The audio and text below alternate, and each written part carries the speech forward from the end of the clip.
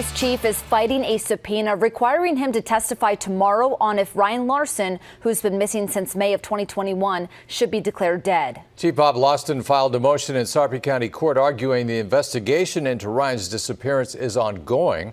He says certain information about the case must remain confidential to uphold the integrity of the investigation. Ryan's mother, Tammy Larsen, filed a petition last month saying Ryan should be presumed dead because of the care he needed as a child with autism.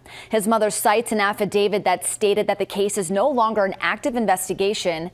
The document also states Larsen intends to file a claim against Papillion La Vista Public Schools saying Ryan's death was caused by negligence.